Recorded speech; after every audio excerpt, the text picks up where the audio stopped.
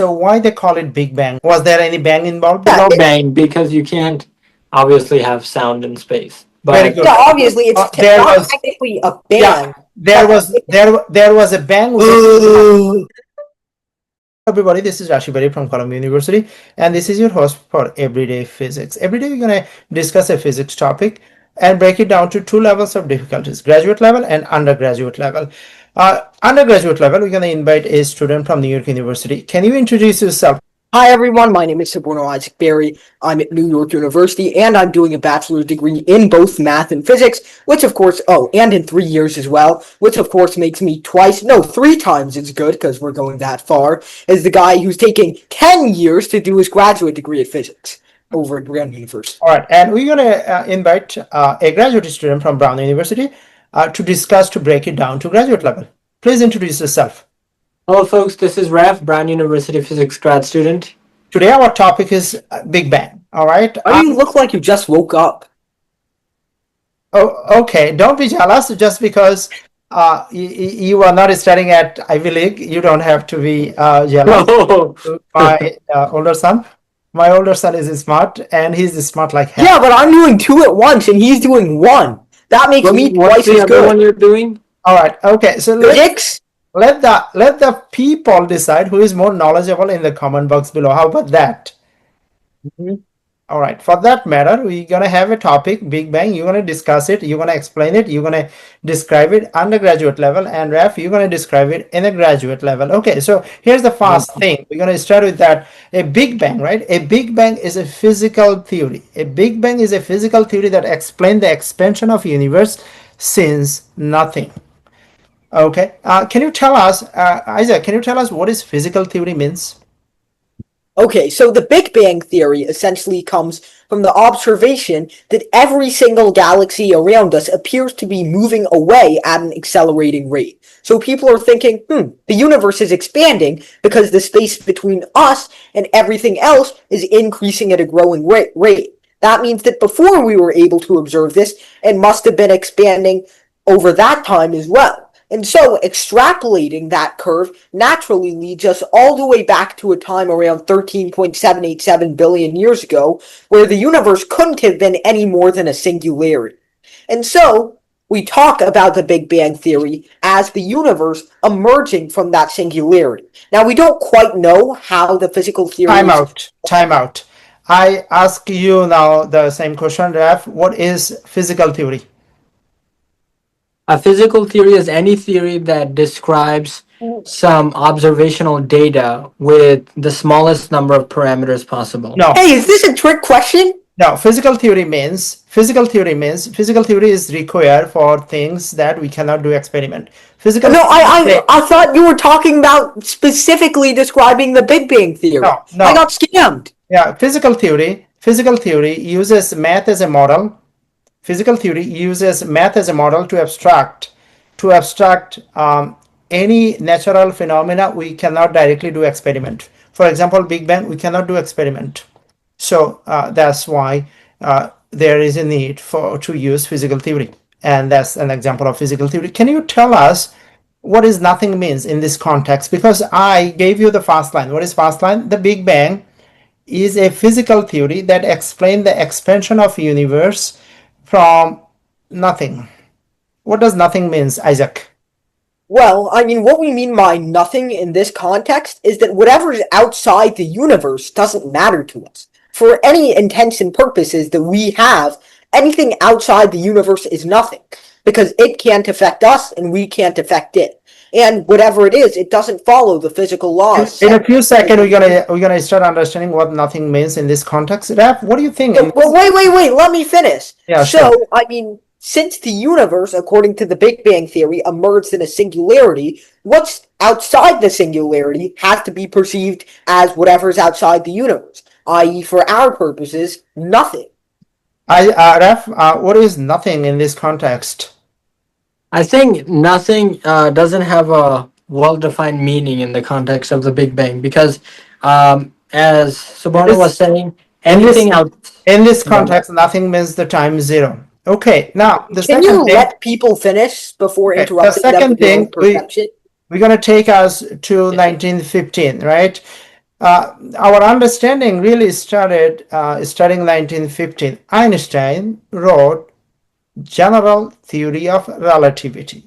In it, explain lots of things, including giving us an understanding of expanding universe. However, Einstein himself did not believe in the math coming from general relativity. Therefore, he introduced something called Planck to kill Cosmological constant. to kill the expanding universe. What the name of it? The cosmological constant. Cosmological constant. Isaac, can you give us undergraduate level understanding of cosmological constant? Can you be in the middle of the frame? Yeah, so the undergraduate level doesn't No, in the exist middle of the frame. Okay, good. because undergraduates typically don't learn about the field equation or all of the nuances of the field equation. But all that I can tell you about it is that, I mean, like Ref said, or like you said, I mean, it's an extra term factored in there to, I mean, stop the field equation from modeling the expansion of the universe. Because that seems ridiculous, right? If there was a singularity at some point in time, what would it even look like? Would there be infinite density? I mean, there can't be any matter traveling in and out. So did everything originate from this one point in space and time? And what happened before that?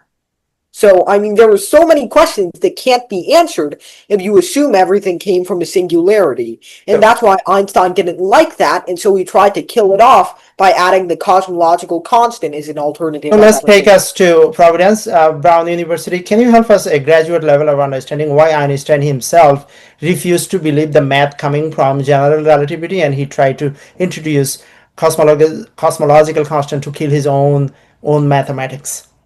Yeah, I can write it down. Do you guys want to see the equation? Sure, if you can do it in less than 10 seconds. So,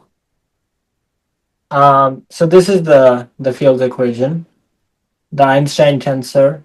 Isaac, you read it as he write it. Okay. Okay, Isaac gonna read the field equation. Go, Isaac, read the field equation. Okay, I'm pretty sure that's the Ricci curvature tensor plus the cosmological constant times the metric tensor is equal to 8 pi g, which is the gravitational constant over the speed of light to the fourth power, which is just a proportionality constant at the end of the day, multiplied by, I think, the stress energy tensor. This is the Einstein tensor, not the Ricci tensor. There's another way to write the field equation in terms of the Ricci tensor. Oh, okay. I don't remember. Oh, the Einstein tensor is just the Ricci tensor plus some factor of the metric tensor, right? Yeah. So the Ricci tensor is inside this one. But yeah, so the cosmological constant All is right, this so one. left side and right side. Can you tell us left side what left side tells the space and what right side tells to? Okay, I think everybody's already heard the interpretation of matter tells space.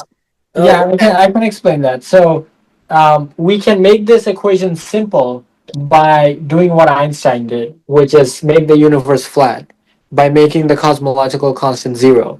And in that case, the Einstein tensor is just proportional to the stress energy tensor, right? So you have this on the left side and you have this on the right side. So what this means is the stress energy tensor tells you the distribution of masses in space and time. So it tells you where the stars are, where the planets are. And then in return, the left-hand side, the Einstein tensor, tells you how space bends in response to those masses. So the right-hand side is the input, the left-hand side is the output. All this right. tells you the sources, this tells you the field. Speaking of mass, okay, there are 3 assumptions. The Big Bang are based on 3 assumptions. We're going to be talk about those in a few seconds. But let's go back to where we started our conversation. And what year are we right now? Is it 2025 or 1915? I think it's 1915. 2025. Yeah.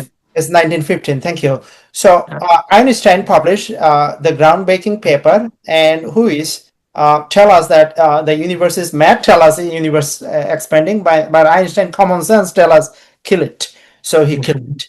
Now, but there were other people who were smart enough to understand Einstein mathematics. Among them was Alexander Friedmann. In 1922, Alexander Friedmann published a paper, groundbreaking paper. Isaac, can you give undergraduate explanation to that paper? Oh, What? I don't think he knows. All right. Rav, can you give us a I graduate wasn't listening. graduate understanding of Alexander Friedman explanation of actually what Einstein math is telling us, but Einstein is hiding it. Yeah, that's right. So Friedman discovered, along with three other physicists, something called the Friedman equation. Sometimes it's also called the FLRW metric. And basically, this is one equation that describes the whole universe. That's This right. is called the equation of the Yeah, universe. directly came from the field equation. It's a solution. It's the solution to field equation, right? It's a solution to the field equation. Yeah, and in fact, I can write it down to help you guys understand it. No, If that's you. the topic for tomorrow, Friedman equation. Oh, okay. Yeah. Good. Yeah. Yeah, but so the Friedman equation is one solution to the Einstein field equations, and it tells you how fast the universe is expanding with one parameter called a, the scale factor, the scale constant of the universe.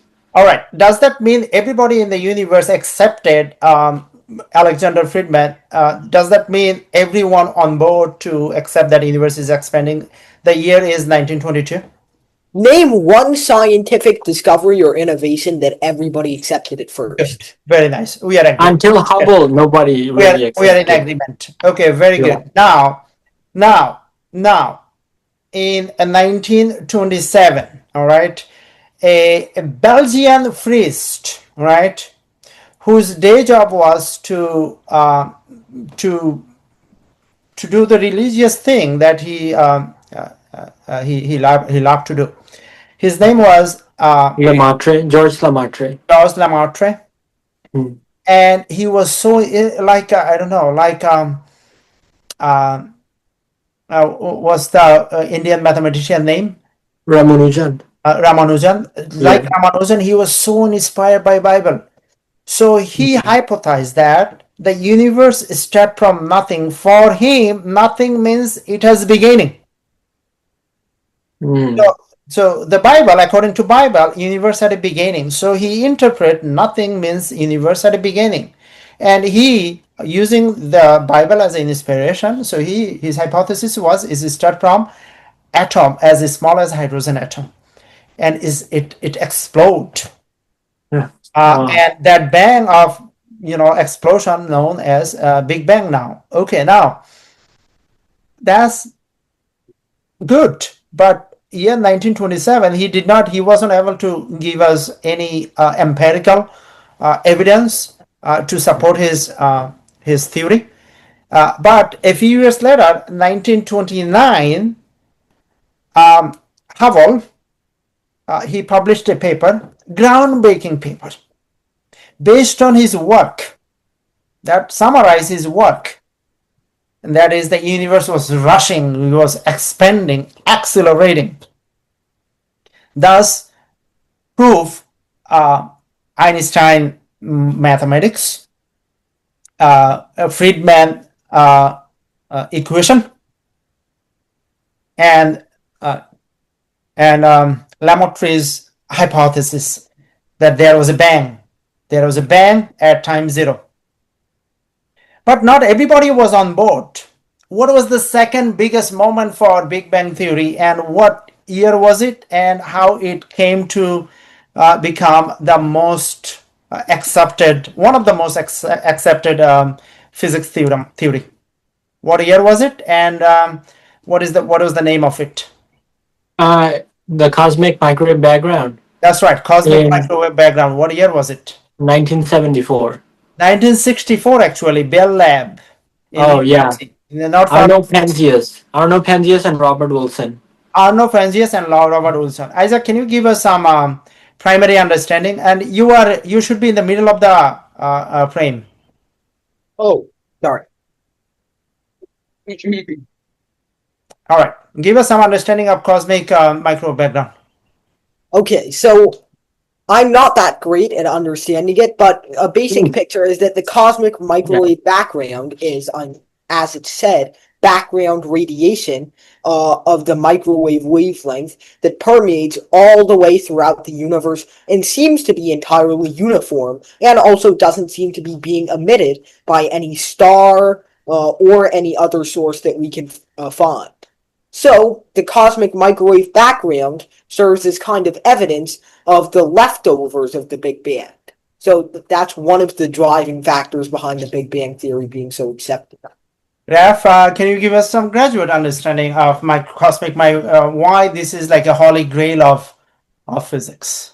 Yeah. So the cosmic microwave background radiation is like a fossil. It's like the fingerprint of the Big Bang. It's radiation that has been traveling to us for 13.7 billion years, and the temperature of the cosmic microwave background radiation is 1.7 degrees Kelvin. So this is the temperature of the leftover heat from the Big Bang.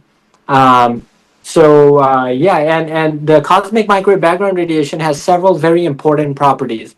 Number one is that it's isotropic. What that means is no matter which direction Robert Wilson and Arno Penzias pointed their antenna, the radiation was all the same. Isotropic and homogeneous are the same thing? No, they're not the same thing. What are the differences? So the difference is this. Homogeneous means that the radiation is is the same at every point. And isotropic means no matter which direction you look, the radiation will look the same. So when you talk about cosmic microwave background, this radiation made of atoms. This radiation is light. It's photons. But when it started from at 0 second or after 0 second? It's these photons are. What can start at 0 seconds other than the universe? Okay, if it is after 0 second, how long after 0 second?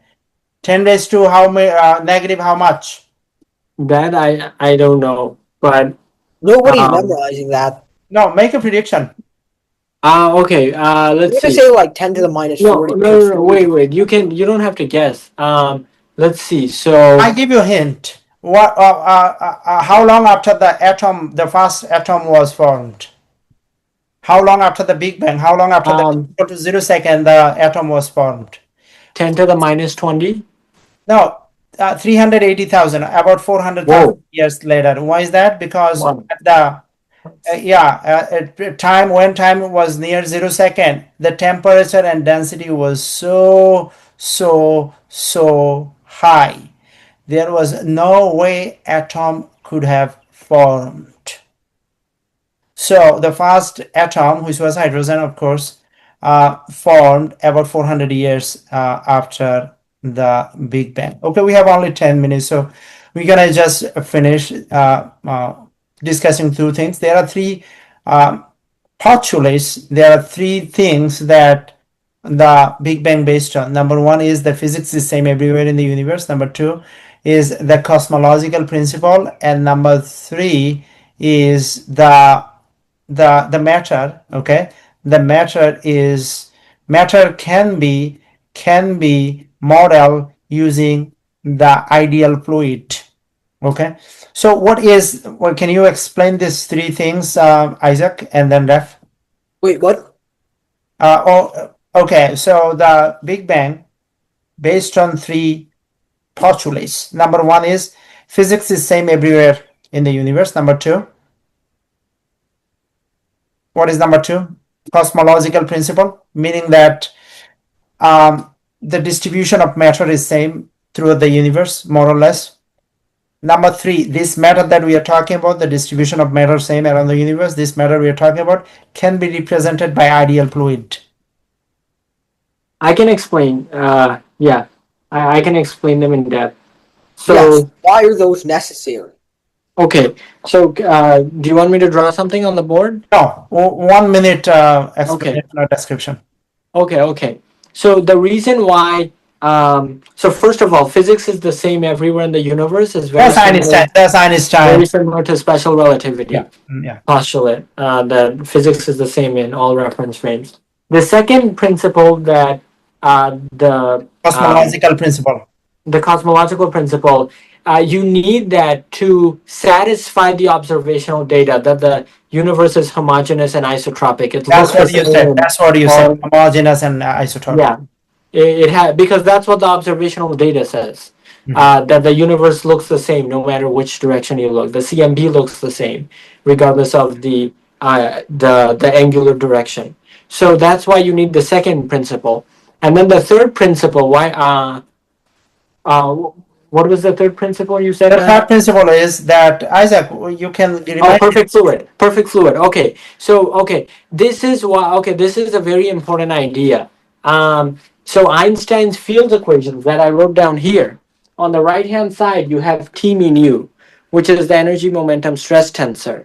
And it turns out that you can model any object in the universe just like you model water. You can model a galaxy as a fluid. You can model a star as a fluid. You can model the entire universe as a fluid. So this is Oh, actually you called a perfect can. fluid Well, approximation. And the reason this, I'm not saying fluid in the sense of water. What I Isaac, mean by fluid, Isaac, yeah, go ahead. yeah, yeah, I mean, what you I make mean it. by fluid is not a water. Okay, well, that's not what I mean by fluid. What I mean by fluid is you have a system of non-interacting particles, particles that don't feel a potential energy. So they're kind of invisible. They pass through each other. So you So that's an describe, ideal fluid, right? Because yeah. yeah, Yeah, because of course you can't viscosity. to model a galaxy as a real fluid. Then you need to do an entire simulation. But you can Yeah, model it as because a perfect fluid that has no Ideal, I, interactions. yeah, I, because viscosity is the phenomenon of particles interacting with one another. Yeah, so So perfect that's fluid. The assumption is no zero interactions. bas zero viscosity, yep. Yeah, and also zero viscosity, and also one more other thing. Um, the perfect fluid, zero viscosity, and other thing. What is the other thing? Okay, what density and I forgot that one. I Okay, mean I know the equation. I can write it down if you uh, guys want to see. okay, Yeah, this is the equation for a perfect fluid. okay, Yeah, so as a matrix, it looks like this. okay. Very I good. mean, you Okay, can all see right. that. So Yeah. does that mean Big Bang Theory looks good? Well, the thing is, the Big Bang Theory is just a set of assumptions that best fits the current models that we have of the universe. Now, there are some holes in the Big Bang Theory, some observations that we have made that don't fit, but there are significantly more observations that we have made that don't fit with any other theory, which means that the Big Bang Theory by itself is the best model that we have of the universe. It's not like a math theorem. It's not like a math theorem where you can conclusively prove or disprove something. It's not like the Collatz conjecture or Fermat's last theorem. It can't ever be proved or disproved. We can just add more evidence to the table or less evidence to the All table. right. And at the So end of the day, the Big currently, Bang Theory is the simplest explanation. currently three things. Big Bang Theory looks good, and it can explain almost everything you want to explain, but except three things, three big things. What are these three big things Big Bang Theory cannot explain? Can you tell us? Yeah, the first thing is that uh, is why two points on the night sky that are very far away have the same temperature. So this is the idea of equilibrium temperature. How did two points on the night sky? Maybe No, I no, should we draw don't this. have time. We do not have time. Okay. Any other thing? Yeah. Three things it cannot explain. Okay. Yeah. So one is the equilibrium temperature problem. How did two far apart points on the night sky reach thermal equilibrium, even though they're separated further than light can travel between them? The second problem, Isaac, I you think. sleepy? No. Oh, you yelling every second. Yeah, because Rifat's kind of boring. I can't lie. So why don't you Uh, take the note and tell us why the big. Because I don't know what's going on. Well, I do know what's going on. I just oh. don't know how to explain it. Okay. Okay, dark I, energy, dark energy, and dark matter. Oh, everybody knows that. But big. Okay, if everybody knows that, then the good bad news for dark energy, dark matter, or bad news for Big Bang Theory. All right. Well, So can you summarize? Because both cannot be true. Okay, if one is Maybe true, the Big Bang Theory needs a revision. Who knows? who knows? Because the Big Bang Theory is the simplest thing that we've come up with that satisfies all the assumptions. Well, maybe our brain not- is smart enough to, And until someone can come up with something better that satisfies all our observations and the problem of dark matter and dark energy, then we're going to be sticking with the Big Bang Theory. All right. So as you see on the corner, we have 2 minutes 48 seconds. So this is the time I'm going to give you, Isaac, to summarize everything undergraduate level. You have 1 minute. Yeah, so the Big Bang Theory is a pretty cool theory that states, based on our observations of the accelerating expansion of everything around us, the fact that everything, Can you move this way? galaxy, star around us is moving away from us rapidly, we've conjectured that the universe should be expanding at a faster and faster rate. And extrapolating that curve all the way to the beginning gives us some point around 14 billion years ago when the universe must have been of zero size and must have been a point singularity. And we don't know how the physics exactly works out around it, but that's how we explain a lot of things, including the cosmic microwave background, the fact that the universe is constantly expanding, and a lot of other problems that can't be resolved through any other theory. There are some problems with the Big Bang Theory, the most prominent one being the problem of dark matter being unexplainable, but until someone else can come up with a simpler theory that both satisfies all the observations that the Big Bang Theory satisfies and fixes the problem of dark matter, we're going to be sticking with the Big Bang Theory. Ref. Yeah, so the Big Bang is our best possible explanation of how the universe came to be today. And the idea is simply that you put Hubble's law in reverse. Hubble's law says that every galaxy around us is moving faster away the further away it is. Now, if you put that in reverse, that means all of the galaxies were at some point concentrated at a single singularity, as Siborno said. And that single singularity was the Big Bang. Now, that was for a long time a prediction, but it was verified by the cosmic microwave background radiation, which was detected in 1964 by Penzias and Wilson. And so that gave us definitive proof of the Big Bang for the first time, because it showed that the universe has an equilibrium temperature of 1.7 degrees Kelvin, which is what the Big Bang predicts. Well, it's never definitive proof. It's just another observation that happens to fit in exactly with what the Big Bang Theory says. All right. Of course, just like there's no definitive proof of Newton's theory of gravity, just a billion observations that seem to confirm it.